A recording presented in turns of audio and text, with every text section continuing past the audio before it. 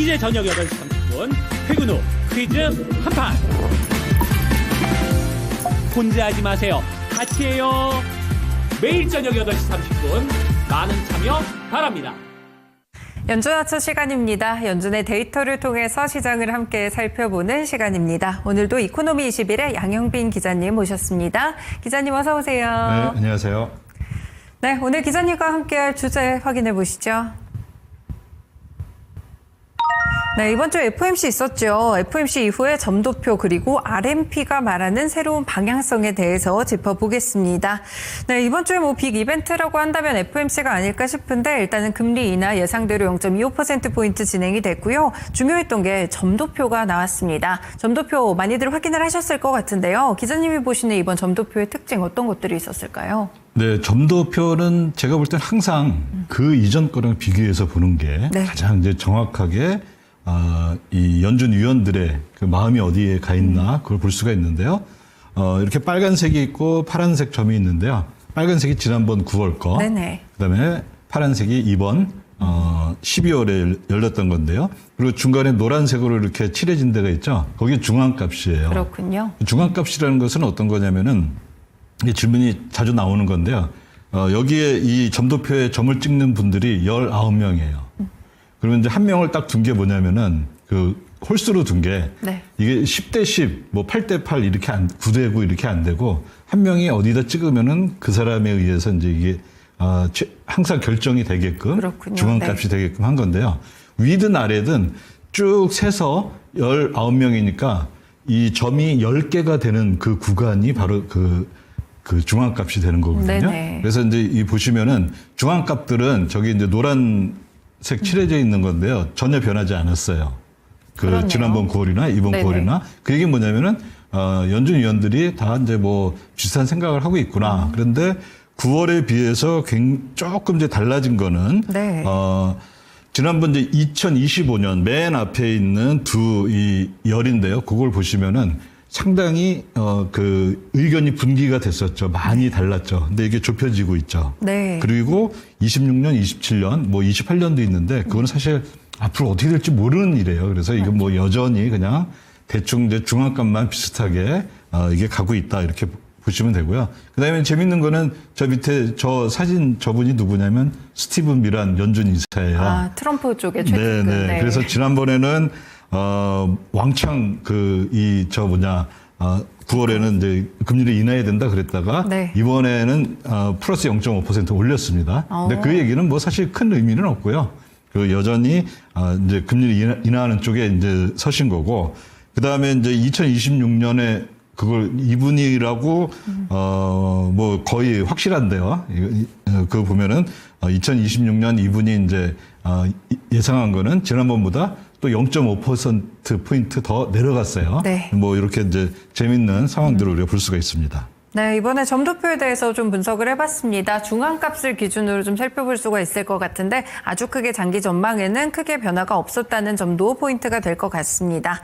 네, 그리고 경제 전망 보고서에서는 이제 미국이 1.7% 정도 성장한다고 하는데 지금 GDP Now 3분기 성장률을 보시면 3.5% 정도로 보고 있습니다. 약간 차이가 좀 있는데요. 종합해서 봤을 때 어떤 결론이 노출될까요? 네, 요게 이제 GDP 나오고요. GDP 나오에서 보여준 게 저 녹색 선이거든요. 네. 녹색 선은 이제 3분기가 원래대로라면 이미 이제 발표됐었어야 되는데 맞죠. 아직도 이제 나오지 않고 있는데요. 어쨌든 여기에서 이제 발표한 거는 3분기를 한 3.5% 정도 성장하고 있다. 연유로 한 값입니다. 네. 그렇게 성장하고 있다 이렇게 보는 거고, 밑에 파란색이 있죠. 요거는 이제 전문가들 그룹한테 물어봤는데 요런 수치는 제가 이 GDP 나우를 본 이래로 상당히 높은 수치입니다. 아, 그렇군요. 그래서 이거는 이제 전문가하고 뭐 연준 GDP 나우가 이제 나머지 또 다른 연준도 발표를 하는데, 그나마 여기가 제일 이제 좀 이 현실에 근접하게 많은 정확성이 제일 높은 것 같아요. 그래서 네. 요거를 이제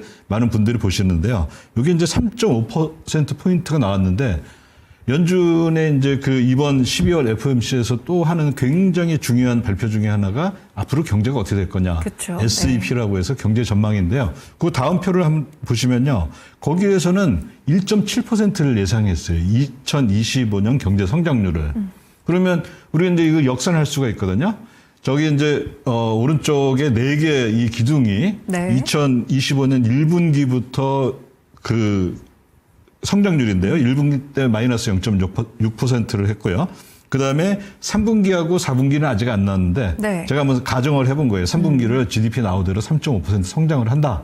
그러면 4분기에는 얼마 성장한 거로 나타날 거냐? 0.1% 성장한 거 나옵니다. 네. 그 얘기는 뭐냐면은 이게 지금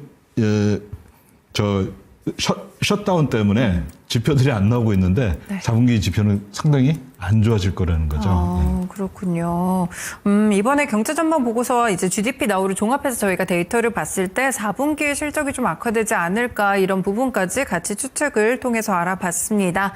네, 이번에 뭐 FOMC에서 다들 뭐 세부 내용들 확인을 해보셨을 것 같은데요. 가장 눈길을 좀 끌었던 점이 이제 RMP였습니다. 이 지준금 관리 매입이라고도 하는데 여기에 대한 개념부터 좀 잡아주셔야 될 것 같거든요. 네, 지금 이제 굉장히 큰 문제 중에 하나는 제가 이 시간에도 여러 번 이제 말씀드렸지만은 단기 자금 시장의 요동이 금리가 네. 막 왔다 갔다 해요. 그 얘기는 실제 이제 단기 자금 시장에서 돈을 대출해 줄 수 있고 하는 이런 딜러들 또는 이 딜러들을 관리하고 있는 은행 지주회사, 딜러하고 자매회사에 있는 상업은행들의 지급준비금이 많이 모자란 거 아니냐. 그쵸, 그쵸. 이런 이제 얘기들이 많이 나오고 있기 때문에 연준으로서는 요거하고 지금 현재 상황하고 지표나 수치상으로 봤을 때 매우 비슷한 일이 2019년 9월 17일에 있었거든요. 그때가 이제 레포 시장 뭐 발작 위기라고까지 이렇게 표현했는데요. 네. 그때의 기억이 연준한테는 사실 트라우마로 남아 있어요.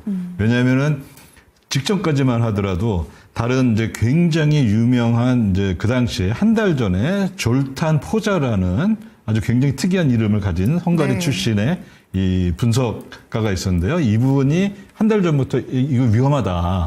그래서 지급준비금을 많이 보충을 하든지 네. 연준이 뭔가 대처를 해야 된다 그랬는데 그 연준에 이제 잘 나가시는 분들이 무시했거든요.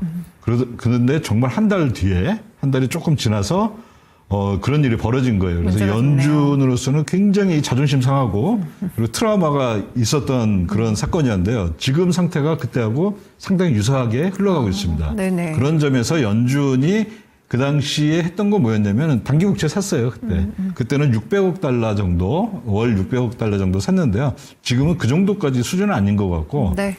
그래서 이제 4월까지 월 400억 달러를 먼저 사겠다 이 얘기를 했습니다. 그 뒤에 계획은 아직 안 나와 있습니다. 맞죠. 네. 그 왜 4월이냐? 4월에 무슨 일이 벌어지냐면은 지난 2019년 9월에 그 위기가 터졌던 것 중에 굉장히 큰 문제 중에 하나가 뭐냐면은 9월 중순이 세금 납부 기한이에요. 네. 그래서 세금을 납부하니까 은행들이 MMF 그다음에 그 기업들이 MMF나 은행에 있는 자금을 빼서 세금을 내거든요. 그러면은 지급준비금이 줄고 그 재무부의 TGA가 늘어나게 돼 있어요. 네. 그때 이제 이런 일이 있었는데 미국에서 가장 큰 세금 시즌은 4월이거든요. 그때 세금을 가장 많이 내기 때문에 그래서 좀 선제적으로 제가 뭐 많은 분들이 생각했던 것보다 더 많은 폭의 네. 그런 이제 그 지급준비금을 관리하기 위해서 단기 국채를 매입하는 것 같고요. 그다음에 또 연준이 갖고 있는 이 자산 중에서 MBS라는 그 증권이 있잖아요. 근데 그게 매달 조금씩 만기가 도래합니다.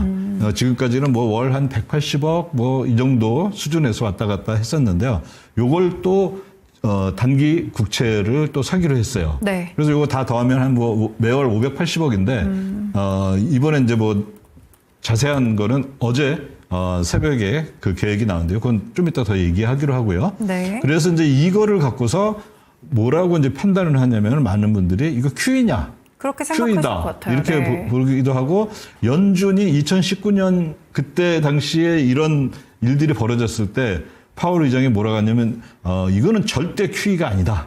그래서 not QE란 말이 있었거든요. 네네. 그래서 이제 조롱성으로 not QE 뭐 이렇게 이제 부르기도 하는데요.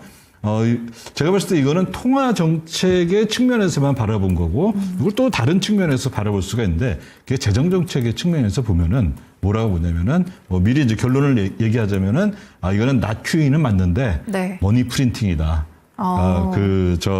재무부가 네. 실제 화폐를 자기네가 마음대로 찍어서 그걸로 이제 뭐 재정 정책을 실행하는 거하고 거의 동일한 효과를 갖고 온다. 네. 뭐 이렇게 보고 있습니다. 그렇군요. 그러면은 이제 이야기가 나오는 게 구체적으로 이제 봤을 때 머니 프린팅이다 이렇게 보고 있는 근거는 어떻게 될까요? 요거는 이제 요 차트는 뭐냐면요. 과거에 이제 QE를 했을 때예요. 저기 중간에 이렇게 기둥들이 있죠. 네. 저 시점이 QE를 했을 때고 그다음에 파란색은 뭐냐면은 기준금리입니다.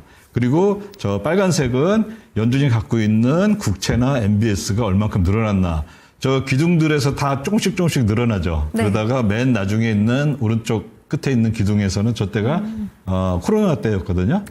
저 때의 특징들이 뭐냐면 기준금리가 다 얼마였냐면 제로였어요. 네. 근데 지금의 기준금리는 아직도 4% 어제 좀 내려서 또 한 번 더 내려갔지만요. 그쵸. 이 정도 4% 수준에 머물고 있거든요. 그 얘기는 뭐냐면은 경제에 문제가 생기면은 과거에는 QE를 동반했었는데 지금은 아직은 금리가 높기 때문에 충분히 금리 인하 공간이 있고 그래서 이거는 이전에 또는 연준이 정의한 대로 보자면은 QE라고 부르기는 그렇고 그냥 유동성 관리 차원에서 그래서 저는 이제 낮 QE를 선호를 합니다. 이거는 뭐 사람마다 관점에 따라서 다르기 때문에 이건 이제 저의 관점입니다.